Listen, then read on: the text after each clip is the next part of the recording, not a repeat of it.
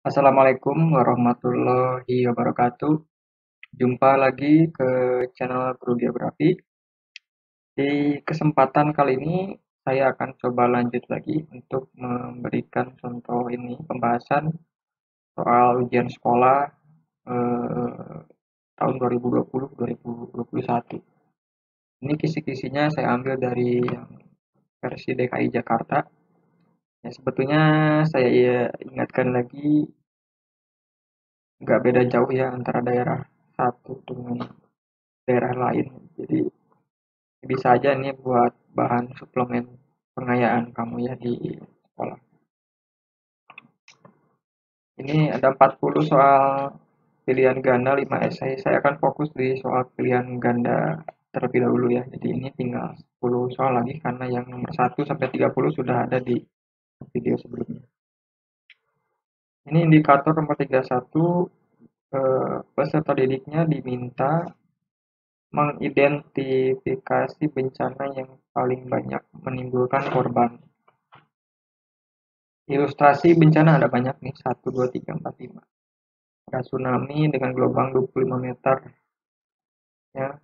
Ada longsoran salju di Himalaya ya, India, gempa bumi di Cina, pusatnya di industri kota Tangshan, banjir bandang di Purworejo, Mauna Loa, Mauna Kea, gunung api aktif meletus. Dimintanya pertanyaannya jenis bencana yang berpeluang banyak menelan korban jiwa. Nah, ini kamu berarti harus paham tentang karakteristik bencana. Ada bencana yang eh, potensial banyak menelan korban jiwa karena sifatnya. Nah, jadi bencana yang paling banyak menelan korban jiwa itu yang sifatnya satu ya, tiba-tiba, kemudian cepat, sehingga waktu untuk menyelamatkan diri sebentar. Itu ya, tiba-tiba, sifatnya cepat, waktunya pendek, ya, sehingga kesempatan untuk melarikan diri itu apa bentar ya. Yang benar yang mana? Ini gunung api itu enggak ya. Gunung api meletus Mauna Kea ini kan gunung api efusif ya, yang bukan tipe meledak, yang cuma lelehan ya. Dan ini bisa diprediksi. Jadi yang ada angka 5 itu salah. A, C, E salah. Udah eliminasi. Tinggal antara B dan D. Oke. Mana yang banyak menelan korban jiwa? Nah, ini lihat aja. Tsunami gelombang 25 meter, setinggi 25 meter, menelanggam, sorry, menenggelamkan pulau-pulau koral. Pulau koral itu pulau atol, biasanya penghuninya sedikit. Ya, pulau atol ngerti kan? Bisa coba tulis. Nah, ini pulau atol ini penghuninya sedikit. Kecil kecil ya, pulau Karang ini. Bahkan nggak ada penghuninya. Jadi nggak mungkin ini menelan korban jiwa. Yang banyak itu ini, longsoran salju, pemukiman ya, gempa bumi di industri kota, banjir bandang di membenamkan desa-desa. Ini sifatnya cepat ya, longsoran, banjir bandang, gempa bumi tiba-tiba ya, gempa bumi tektonik apalagi ya. Ada di pusat industri ini kan banyak kota, kota pemukiman hidup ya, tinggal di apartemen apa ya. Itu kan potensial menelan banyak korban jiwa. Nah, ini jadi kamu harus paham karakternya dan di mana posisinya. Ya, tsunami memang bisa menelan banyak korban, tapi kalau di Pulau Koral, menenggelamkannya Pulau Koral, ini nggak ada orangnya. Ini. Siapa yang mau nanti meninggal dunia? Nggak ada orangnya ini. Pulau atol ini, ya kan? Ya kan? Jadi ini yang pengecualian. Jadi jawabannya 2, 3, 4. Dibaca lagi ya materi tentang mitigasi bencana. 32 disajikan beberapa pernyataan peserta didik dapat menentukan kewilayahan formal fungsional. Oke. Ada beberapa wilayah di bumi ini. Wilayah gurun, wilayah konservasi, wilayah perdagangan, wilayah dataran rendah, wilayah pegunungan kapur. Ditanya wilayah formal itu apa contohnya? Kan ingat pembagian klasifikasi wilayah itu. Ada wilayah formal, wilayah fungsional. Wilayah formal itu wilayah yang memiliki keseragaman dalam aspek tertentu ya, terutama fisik, sehingga bisa dikenali. Jadi cuma satu gitu ya, dikenalinya. Nah, kalau wilayah fungsional atau wilayah formal, wilayah nodal ya. Wilayah nodal, kalau wilayah formal itu wilayah homogen ya. Kalau wilayah nodal fungsional itu wilayah yang dia dicirikan dengan adanya eh, apa unit-unit ya yang saling terkait ya, karena adanya beberapa fungsi-fungsi ya, fungsi industri, fungsi administrasi ya, misalkan ya gitu. Jadi itu saling terkait ya, satu unit dengan unit lain dalam satu wilayah tersebut, itu wilayah fungsional. Nah, jadi misalkan Tanah Abang pusatnya perdagangan, Tanjung Priok pusatnya pelabuhan, itu kan saling terkait ya gitu. Nah, ini yang wilayah formal itu wilayah ini aja, satu gurun, kemudian eh, perdagangan, sorry, gurun, dataran rendah, pegunungan kapur, ini satu jenis.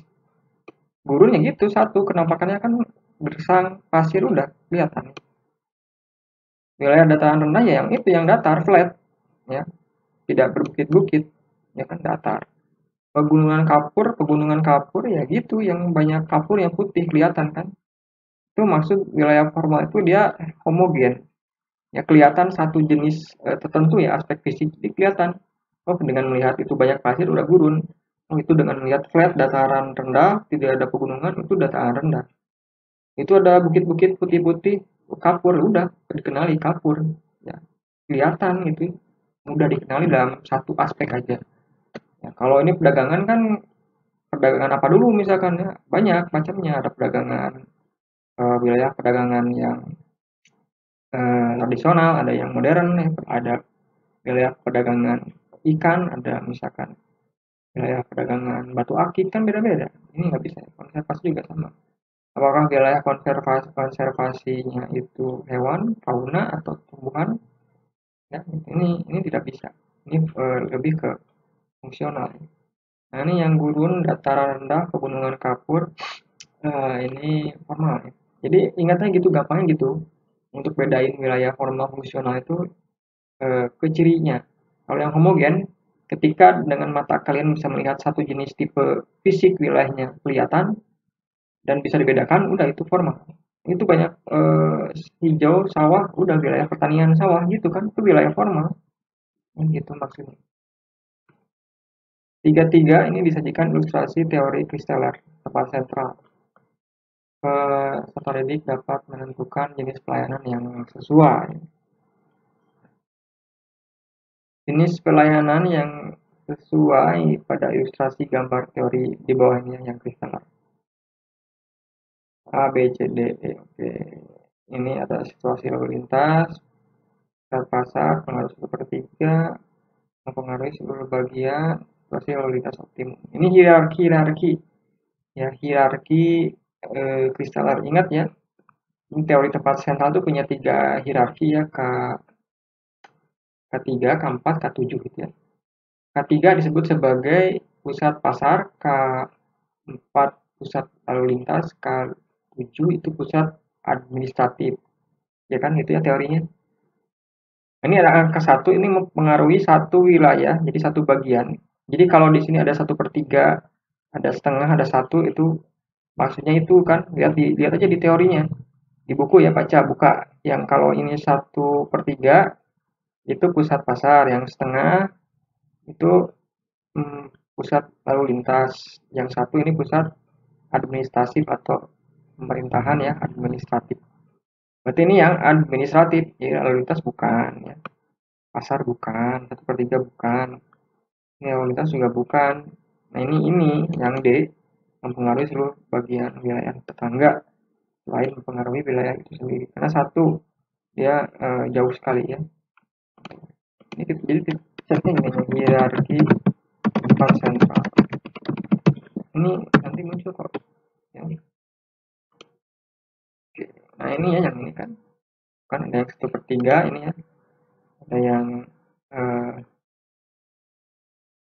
1/3 hingga segini batasnya setengah, ini yang tadi yang satu ini yang di pusat pemerintahan optimum ya, tinggal dibaca lagi aja.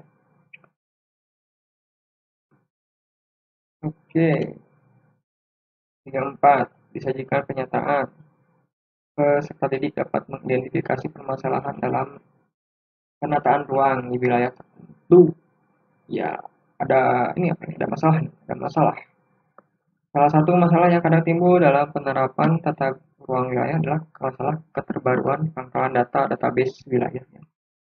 Pangkalan data sangat membantu untuk analisa kebutuhan lahan, penentuan berbagai kawasan data fisik, kawasan berupa data fisik, lingkungan, sosial, budaya, ekonomi. Pembaruan data memerlukan waktu yang lama dan biaya yang besar, sehingga hal ini sering dijadikan sebagai alasan untuk menggunakan data lama. Oke. Hal ini berdampak apa? Nah, kamu harus paham berarti kata kuncinya apa. Jadi intinya kan ini data wilayah tidak update, ya kan gitu ya, bahasa simpelnya. Jadi makanya kamu harus baca dan menyimpulkan kata kuncinya. Berarti ini nggak update datanya. Kalau kita membangun wilayah, kemudian tidak update data wilayahnya, maka yang terjadi adalah A, B, C, D. Coba kita lihat. Rencana tata ruang wilayah tidak sesuai, timbul konflik, terjadi alih fungsi, terjadi penggunaan sumber keuangan, tidak efektif, efisien, mutu produk dokumen rendah. Yang benar yang A, jadi nggak sesuai rencana tata ruangnya kan datanya nggak update, ya, gitu. Jadi yang A ini, ya. Ini kan berkaitan dengan perencanaan wilayah, ya kan. Kalau datanya data yang lama, maka nanti eh, rencana pembangunannya akan mengacu pada data lama, padahal di wilayah tersebut sudah berubah ya, 5 tahun ke belakang itu berubah cepat, tapi kita pakai data yang lama gitu. Salah, akan berdampak ke rencana yang salah gitu aja, gampangnya gitu. Makanya harus banyak ini baca, berani baca dulu ya, jangan sampai nggak dibaca ini.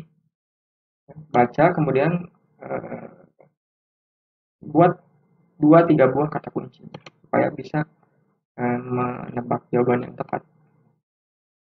35 disajikan karakter ya, sorry, karakter desa. Peserta didik dapat menentukan karakter desa berdasarkan tingkat perkembangan. Ini sering sih, ini masuk kategori soal mudah ini. Ada keadaan desa 1, 2, 3, 4, 5. Mobilitas penduduk tinggi, bertani untuk memenuhi kebutuhan keluarga, lembaga masyarakat berfungsi baik, membajak sawah dengan kerbau, mata pencaharian, bertani, berdagang. Mana termasuk ciri desa swasembada? Ada 3 kan tahap perkembangan desa itu. Sorry. 1 desa swadaya yang masih tradisional ya. 2 desa swakarya yang transisi gitu ya. Kemudian desa swasembada yang ketiga yang sudah modern itu kan. Ini yang paling tinggi levelnya. Berarti yang satu, kalau ini bertani untuk memenuhi kebutuhan keluarga atau subsisten farming. Ini desa tradisional ya, swadaya. Lembaga desa berfungsi baik, ini juga 13, ini swasembada. Kemudian udah ini 135, mata pencarian petani dan pedagang. Sudah ada pedagangnya, wira swasta ya. Kalau yang swadaya kan cenderung agraris semua ya, homogen. Ini udah heterogen ini. Ya gitu. Kalau membajaknya dengan traktor ya swasembada, tapi kalau kerbau masih tradisional ya maksudnya. Meskipun memang ada beberapa desa juga yang masih pakai kerbau yang modern juga. Karena kan si kotoran kerbaunya itu kalau beol di sawah itu bisa jadi pupuk untuk itunya, tanahnya, ya gitu. Oke, jadi itu maaf, itu sekian untuk pembahasan nomor 31 sampai 35. Ini kebanyakan materi tentang kewilayahannya, desa kota.